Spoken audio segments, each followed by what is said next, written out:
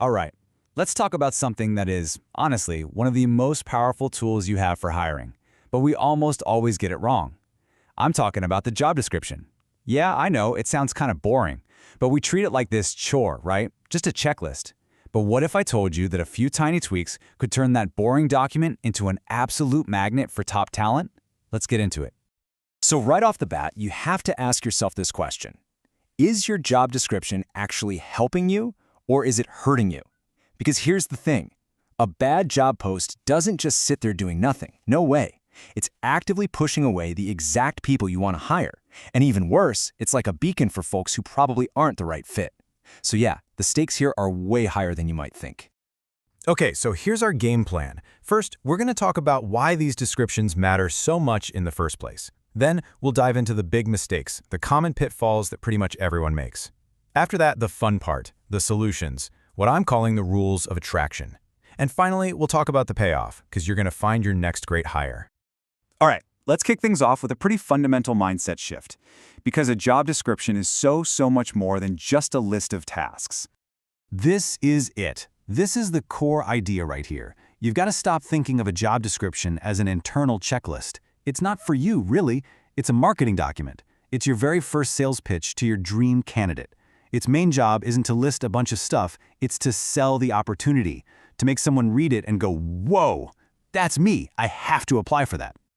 And on the flip side, here's what happens when you get it wrong. A super vague, jargon-packed, or just boring description.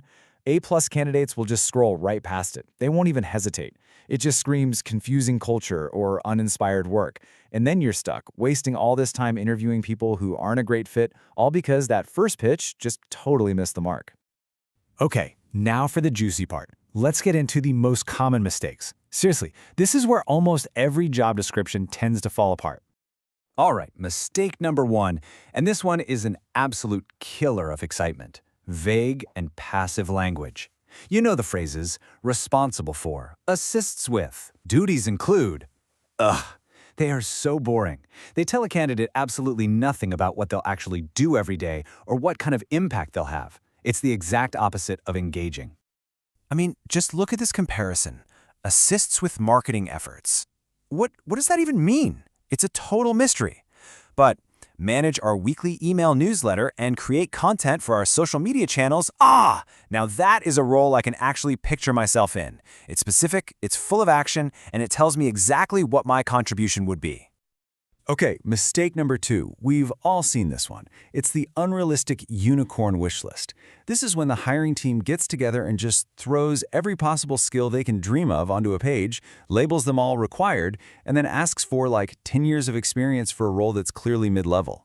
You know what that does? It just scares people away.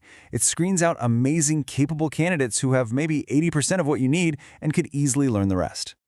So, what's the fix? Well, instead of putting up this giant wall with a demand like 10+ years required, you open a door. Focus on the outcome you want. Something like proven experience leading successful projects. See, that's what you actually care about. Then you can add familiarity with Agile as a plus. By doing that, you've just invited a much wider, more diverse pool of talented people to apply. It's a game changer. And the third big mistake, this one is a personal pet peeve of mine, drowning the whole thing in corporate jargon. Look, every company has its own inside baseball, its own acronyms and buzzwords, but your ideal candidate, they don't speak that language, yet. Using all that internal slang just makes your company seem confusing and, frankly, a little exclusionary right from the get-go. Yeah, this one really says it all. Leverage cross-functional synergies to optimize KPIs. I mean, seriously, come on. That is just meaningless corporate noise. But work with our sales and marketing teams to improve customer satisfaction. Now that's clear. It's human. It tells me I'll be working with actual people to achieve a goal that actually matters. All right, enough doom and gloom. We've talked about all the problems. Let's pivot and talk about the solutions. Here are the simple, super effective rules for writing a job description that actually gets the right people excited. It really boils down to these 4 things. Number 1, focus on the impact. Don't list tasks. Describe what success looks like in the first 6 months or the first year. What will this person achieve? 2, write for one person. Use the word you a lot. Make it feel like a direct conversation. 3, be really clear about needs versus wants. What is an absolute deal breaker and what's just a nice to have? Be honest. And 4, and this is a big one, be transparent. Put the salary range in there. It shows you respect people's time and builds trust from the very start. And this quote? Just let this one sink in for a second. A great job description makes a candidate feel understood before you've even met them. That's the real goal here. When a candidate reads your post and thinks, wow, they get me, they're speaking my language, you've basically already won half the battle. Okay, so let's wrap this up by looking at the payoff, because the return you get for spending just a little extra time on that job post is absolutely huge. And the benefits are just massive.